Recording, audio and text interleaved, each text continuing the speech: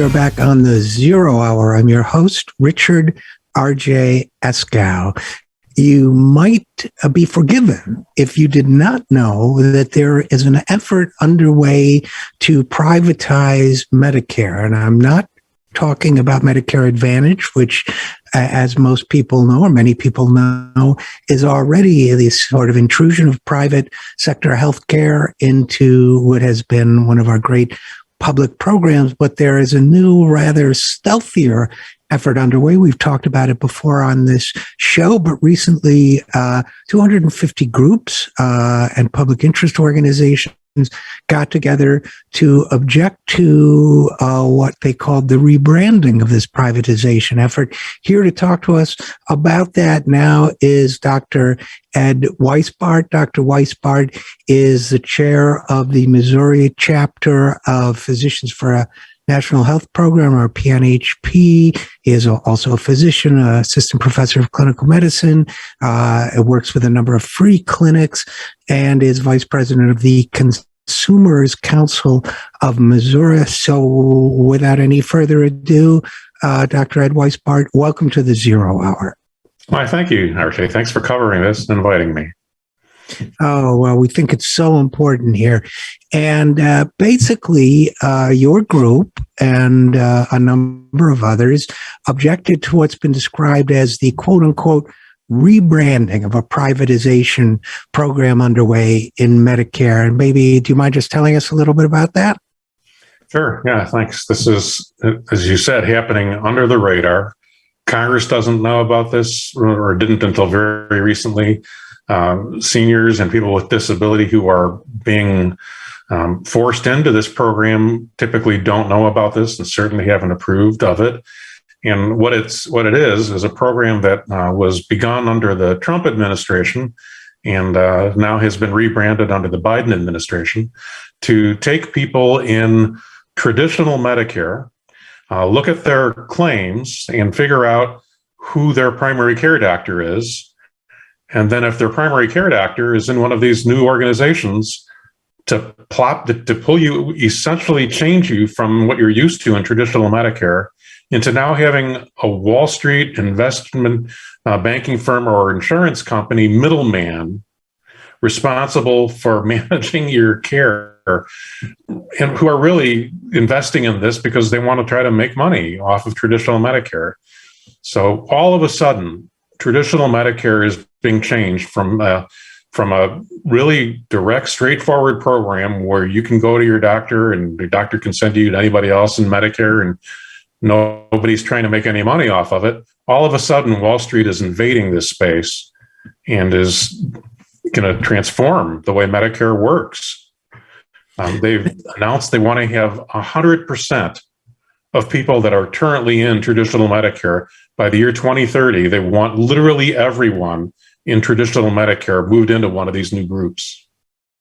Now, we've covered Medicare Advantage on this program, and I've written about it, the problems with it, and so on, where they basically market to people in Medicare with little extras that they throw in return for that, they deny care because it's corporate health care once people actually get sick. But people know it's out there. So when a person enrolls in Medicare, they're given a choice of what we call traditional Medicare, which is the original program, the government-run system, or Medicare Advantage. And people make a decision. I would argue they deserve more information than they get, but they make a decision, right? So we're talking about all the people that chose not to go into corporate health care. Suddenly, they might find themselves in a different corporate-run healthcare system. They might even think they're still in traditional Medicare, right? Because if they're maybe they got a letter or something.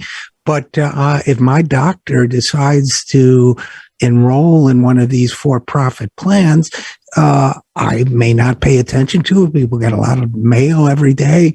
I might all of a sudden, a corporation might be managing my healthcare for their bottom line, and I might not even know it, right? That's exactly right. And that's the sneaky nature of this. Medicare Advantage, as you know, for the most part, you have to decide that you want to be in that. You have to have made the decision of, I think it's a good deal. I'm willing to take the trade-offs, and I will give up my regular Medicare for Medicare Advantage. And, we can talk about that at length, but this is different from that. This is the Wall Street community saying, this optional, you can choose to join us, that's going too slow. We're not getting, we have barely, not even quite half of people from Medicare that have picked that. We want to get the other half. We want to get you folks who decided against having a corporate middleman. We want to find a way to get that. And so rather than having people choose to go into one of these new corporate middleman arrangements, they've managed to arrange it so Medicare will find you, will look at your medical bills and claims, and will assign you to one of these new, without asking you. They will not ask you. They might send you, as you said, a letter that's, long and complicated and fine print, and to tell you that you've been assigned. And at the top of the letter, it'll say, this is a required notice that you don't need to take any action on. I'm like you, Richard. I get one of those letters. There's too many pieces of mail. I throw that away. So, you're not being asked. You're barely being informed. And if you did actually read that letter and understand it and decide, that's not for me, I don't want that. I don't want a middleman interfering with my Medicare. If you made that decision, you could opt out by changing physicians. We've actually met with Medicare and said, well, what about the patients who do understand this and are angry about it and don't want a middleman getting in the way of their Medicare? How can they get out? And they said, not to worry. You can absolutely opt out. Just find a new primary care physician. And that's the opposite of what Medicare is supposed to do. That's bait and switch. That's just not right. And it also, of course, means that your choices of a new physician are limited to those who are not in this program also, right? So, that's right. So I not only suddenly find myself having to find a new physician if I'm lucky enough to figure out what's going on, but I'll have an increasingly limited selection. So that's important for people to. Now, this is a program, as we mentioned earlier, that was initiated by the Trump administration. And I think a lot of listeners to this program would expect the Trump administration to do something like this, take one of our most successful public programs and hand it over to Wall Street investors. Now, the Biden administration carried this experiment forward. Under the name it was originally given, which was DCEs, which stood for direct contracting entities or some such thing.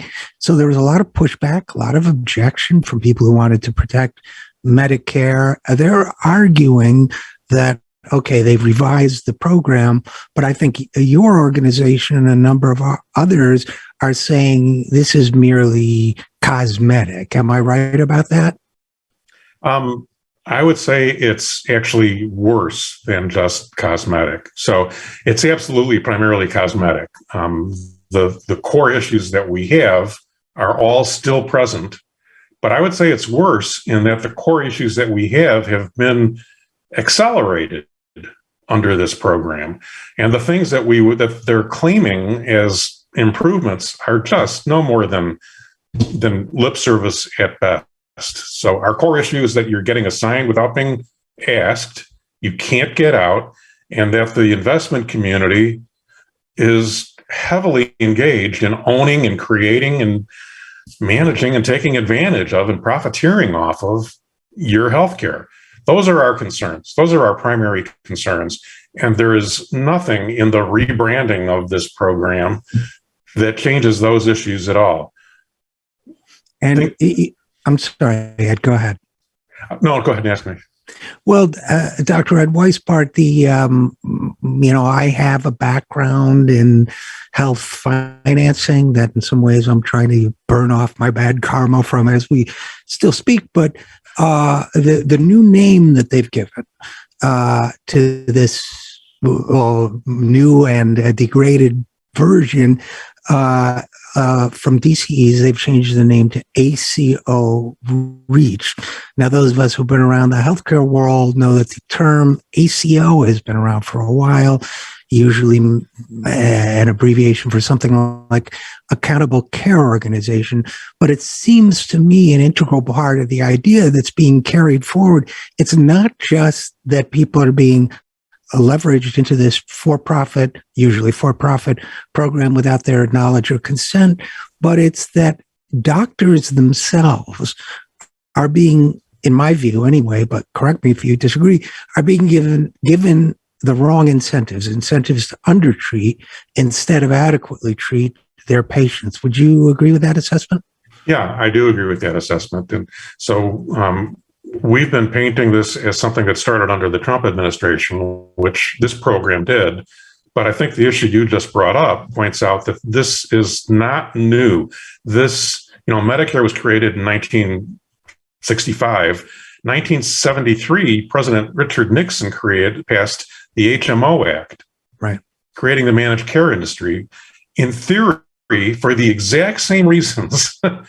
So what was that, 49 years ago? For the exact same reasons, the exact same claims of value that this program is. And it's exactly what you said. They claim better coordination of care. They claim, let the management community get involved and we'll reduce the cost. They claim all of these things that wind up doing exactly what you said.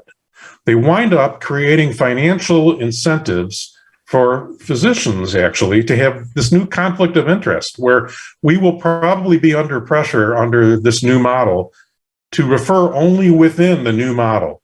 Patients can still go outside of the model. It's different from Medicare Advantage in that sense. Patients can still go anywhere they want, but the physicians are going to be under increasing financial pressure to direct their referrals within the new entities and probably to do less of them.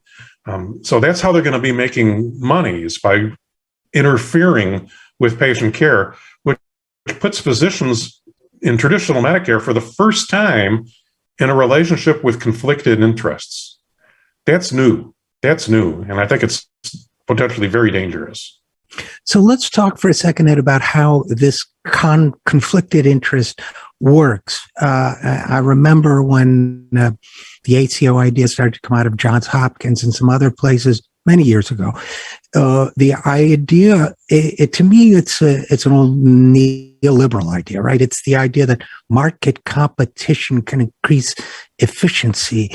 And so the idea was patients having this is one of my least favorite expressions ever, skin in the game, right? So doctors should have financial skin in the game so that I don't just treat, if I'm a doctor, somebody with everything I may think they need or they think they need, but that I have an incentive to manage responsibly, quote unquote, meaning that if you have asthma, maybe I'll be more conservative in my treatment and my prescription patterns, what have you, than I otherwise would have been, because maybe I get a bonus if I keep costs below a certain level, that kind of thing. But the whole idea is incentives for the physician to think not about the care of the patient. I think most physicians are good people who do think about the care of their patient, but to add into the mix, maybe I'm spending a little bit too much on this guy or this woman with chronic disease. Maybe I ought to dial it back and see if I can do it more cheaply. Am I being unfair in my characterization? No. And let me maybe give you a story. Sure. So we're already seeing the investment community being guided to think about whether they're taking physicians and patients who are too sick, because the people that are actually sick are the ones that are going to be the most expensive. Those are the people we want to get healthcare, right? But let me tell you a story about how this works. And I'm here today telling you about what I see as problems, but I promise you, I used to be in their camp. I used to buy the argument about managed care and HMOs. And in fact, I chose to go to medical school in part because I thought that made sense when Nixon passed that law. So let me tell you one little story. I used to be the medical director of a medical group that took full financial risk, and just the way these new organizations are, we took full financial risk And one of our offices was doing really, really well, and patients loved it. They did actually good quality care. It was really terrific. It made money off of the model. It was great. And then they got one patient that came into their office who wound up developing an odd form of hemophilia. And to treat his hemophilia required $1 million a year of the treatment. So I was in charge of the profit and loss for that medical group. And I was thinking, we're capitated. We're prepaid a certain amount every month to take care of all of our patients. This guy is going to consume more for his hemophilia, more money for his hemophilia than all the money we can save by doing colonoscopies and pap smears and treating diabetes. If we treat all those things really well and save some money by improving health and outcomes, the savings is trivial in comparison to this one guy costing us $1 million a year. So we didn't do this, but I was thinking, we shouldn't answer the phone so quickly. We should put him on hold. We should, have trouble at finding his medical record. We shouldn't call him back right away with his lab results. And maybe he'll say, that used to be a really good office, but I'm going to go somewhere else now. And then we'll call and complain. And what would I say? Oh, so sorry. Bye. That's what happens when you put middlemen in the middle of this. We didn't act on that, but the fact that I think about this, the fact that I thought about this is why I'm still atoning, as you kind of alluded to, Richard. And that's exactly the pressure that's going to come up under this new model. And I used to design computer systems for HMOs. I used to do data analysis for all sorts of different healthcare groups. And at the end of the day, I keep coming back to this simple formulation, which I haven't put on paper, but I will, which is that the only way the private sector makes money in healthcare is through subtraction. If you cover everything people need, there's no money in healthcare. Therefore, as soon as you and obviously I had to evolve to come to this position, but if you let the private sector in, the financing of healthcare, the only way they can make money is if you start taking things away in other areas so that they can charge extra. You get what I'm driving at? Yeah. And it's worse than that. Okay. It's the third time I said that today. It's worse than that because the bureaucracy required to do that is more expensive than the cost of simply providing the healthcare, which is just insane. So, we spend roughly a third of every dollar we spend on healthcare in the United States just goes to prop up the complexity of the system that we've sort of built. And this new model, to go back to today's topic, this new REACH model increases that complexity. It introduces middlemen where they've never been, which means more bureaucracy. And let me give you one little example of how that's true under this model. Today, if I see you, right, and you have Medicare, you come to see me and I bill Medicare, your traditional Medicare, I bill Medicare for the service. Medicare pays me 80% of the fee, and then 20% either you pay or most people pay through their Medigap program. So today, if I see you, I have to manage two revenue streams. I have to manage Medicare and I have to manage the payments from Medigap. We should fix that. But today there's two. Tomorrow, under this model, Medicare no longer pays me all 80%. They'll pay me anywhere from 0 to all, but some proportion of that 80%, they'll pay me maybe. And instead, the rest will go to this new entity, these new REACH companies, which then will pay me a portion of what Medicare paid them. So now suddenly, I've got 3 revenue streams for one visit. I've got to manage billing Medicare. I've got to manage getting paid by Medicare, getting paid by your Medigap plan, and getting paid by this new REACH entity. So that's not simplifying things. If you want to improve quality in any system, what you do is you simplify it. This is exactly the wrong approach. And at Weisbart, I'm thinking, about your example, right, where 80-20, and I've got to manage the 20, you've got to manage the billing for the 80, which, if you're in Medicare, is pretty straightforward. But now this intermediary gets between you and me, frankly, if I'm your patient. And now they don't pay you 80% they pay you maybe 60%, maybe 50%, whatever the contract turns out to be. And your ability to get the remainder or something close to the remainder for my care and every other patient's care, it depends on your ability to keep costs in the aggregate below a certain amount, right? So for you as a physician, you only have two options, right? Either you just ignore that and just practice medicine the way you think is best, in which case, why would you join this plan? Or you have to always keep in the back of your mind, this person, he has this problem, she has that problem. Either I don't want maybe I won't be a great doctor to them anymore, or maybe I'll discourage them from taking the next level of care. To me, the implications of that are terrifying. It's kind of like Big Brother meets, some sort of Dickens thing. Yeah, I mean, I think you're exactly right with that. And it's particularly disheartening because there's an obvious solution that we've already constructed that just needs to be improved a little bit. And, we should just do that. Instead, we have this organization within Medicare created by the Affordable Care Act called the Medicare Innovation Center, which is intended by Congress, to improve quality or lower cost. And they're focusing with this project on the one part of Medicare that actually works well, that actually works efficiently, that actually has low overhead, that actually controls trends, and that actually gives seniors and people with disabilities access to the healthcare that they need. That's the area that they're focusing on, that they're attacking. If they wanted to do something innovative, they could work on improving the benefits. They could work on, getting rid of the copays and deductibles. They could put an out-of-pocket maximum within traditional Medicare. But no, that's not what they want to do. They're focused right now on ways to make more money. And the way you make more money is exactly what you said. Give less healthcare. Pay me a certain amount for every patient, and then the less healthcare I give them, the more money I get to keep.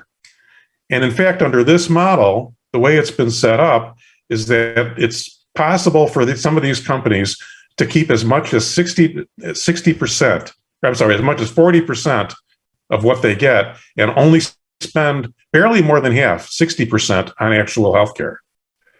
Medicare today operates with a 2% overhead. The insurance companies and Medicare Advantage have about a 15% overhead. And then the finances of this model has potentially as much as 40% being diverted to profit and overhead.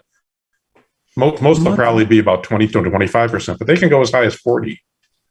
Among other things, Ed Weisbart, that is the Affordable Care Act, and I think it's very flawed the way it's written, but it limits, or it attempts to limit, this overhead to 15%. So you're basically telling me that the Medicare, the Biden administration officials responsible for this are giving corporations the chance to make vastly more than the law allows insurers to make for employer healthcare insurance, let's say.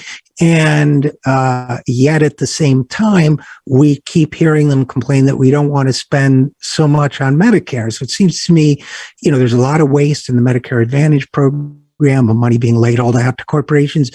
And now we're seeing a new opportunity imposed here. And what gets me, and I'll ask you to comment on it, but, I was around the HMO movement pretty early on, within its first decade or so.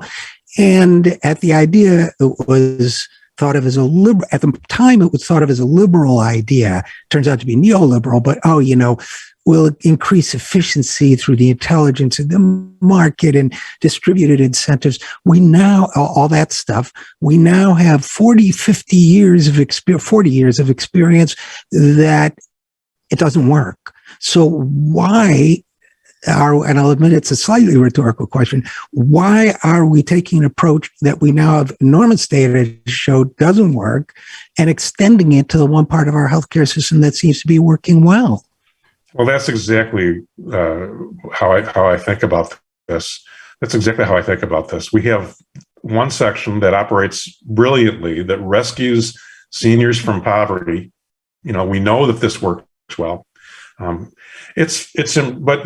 there's folks who are both. There's two groups that I think are promoting this sort of strategy. One is the group that ideologically really believes that this centralized management model of putting middlemen in, and they really believe that you can do better if you organize it this way. And some of them are really smart, wonderful, compassionate, decent. Some of the best people I know really believe that. But I got to think they're just fundamentally deluded about this and ignoring 49 years of data and data from every other country, every other modern country that shows this is not, this isn't solving the problem. This is wrong. What they want to do is move away from fee for service because there's no way for them to make money off of this nice, clean, straightforward fee for service model. The investment community can't make money as easily off of that. Put them into the middle under the guise of it's going to be, value-based care, and we're going to manage things, and we're going to make sure it's all coordinated. Put them in the middle, and that's where these incredible profits are able to be, garnered from. And they do it exactly the way you said. They do it by getting in the way of healthcare. And I remember when health maintenance organization, the theory was, well, we'll have a financial incentive to maintain their health so we don't get sick. And there were social HMOs that, well, we'll use indigenous, folk ways in order to promote health. And then I'm very well aware of the moment in the mid-'80s when the money people just said, wait a minute, we can just not give them medical care. That's way simpler. And we'll make more money. So that's the ideology we're dealing with now. And I agree with you, Ed. I think there are some people who are well-intentioned who believe this stuff, stubborn and resistant to reality, but well-intentioned. And then there are the cynics that you talk about. But now we're seeing, I was delighted to see that PNHP and more than 250 other organizations are pushing back against this. So who are the other organizations offhand, who are a few of them? I won't ask you to name 250, but a couple of the other folks who are getting involved in this.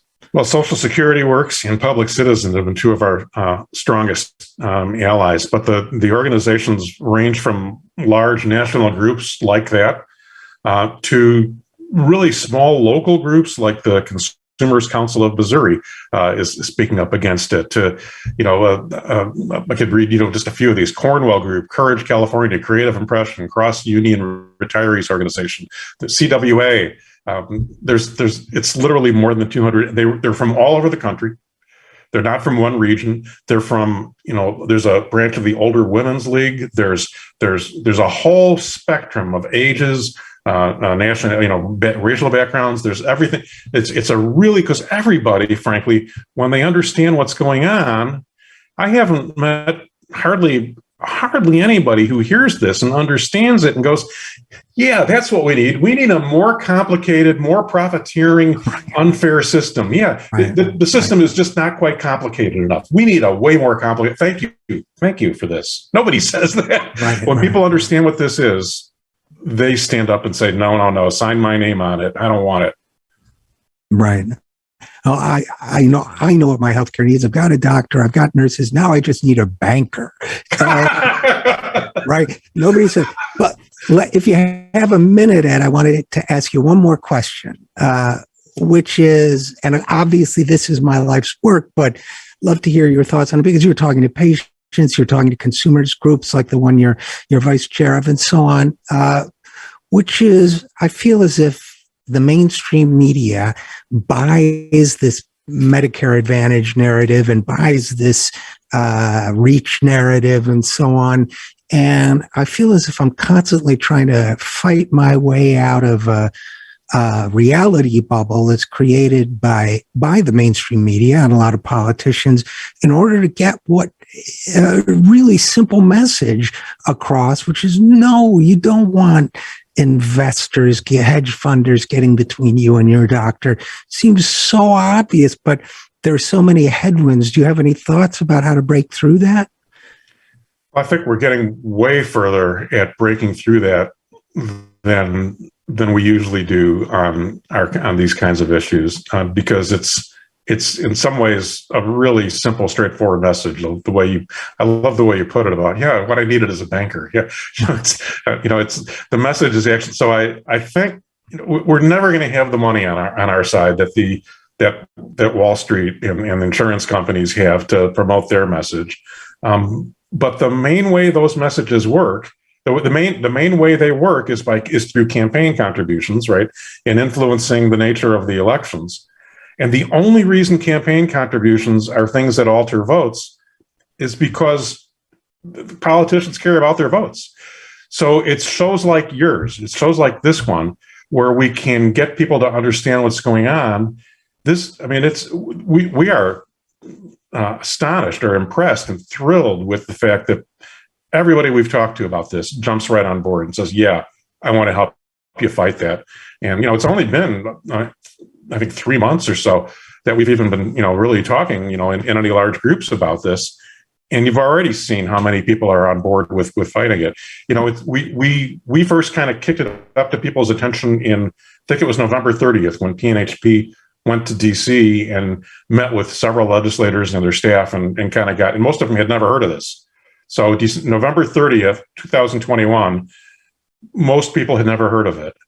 Now, there have been dozens of op-eds and letters to the editors and interviews and radio shows and TV shows and 54 members of Congress speaking against it. We've had hearings in the House and in the Senate. The tidal wave that's coming, fighting this, means that, frankly, most people who are in Congress who don't help us stop this are going to have trouble in their election. They'll find that they've been on the wrong side of an issue that people really care about. And so I think our main strategy is community awareness, public awareness, education, as broadly as we can get it. Well, I think you guys are doing great work in this area. And I will also say the Physicians for a National Health Plan was early to the fight for single payer health care and has been steadfast in fighting for it. Some of us had to evolve to the same point that the organization was always at. So first of all, I'd like to thank you and the organization for your great work on this and other issues. And secondly, I guess I should ask you where people can go to find out more information about PNHP and about this fight. Yeah, thanks for that. Go to our organization's website is the best place. So just Google Physicians for a National Health Program, or you can use the direct address of pnhp.org. So either Google Physicians for a National Health Program or go to pnhp.org. And within about 5 seconds of your being on the website, a big splash screen will show up saying, learn more about this new thing, direct contracting, soon currently being renamed REACH. So if you just go to our website, information and tools to act on will leap out at you. That's fantastic. So again, thanks for the great work. And Dr. Ed Weisbart of Physicians for a National Health Problem, thanks so much. National Health Program. I said National Health Problem, which I think was a Freudian slip on my part. But Ed Weisbart of PNHP, thanks so much for coming on the program. Thank you, RJ. We'll be right back after this. I am Richard RJ Eskow, and this is The Zero Hour.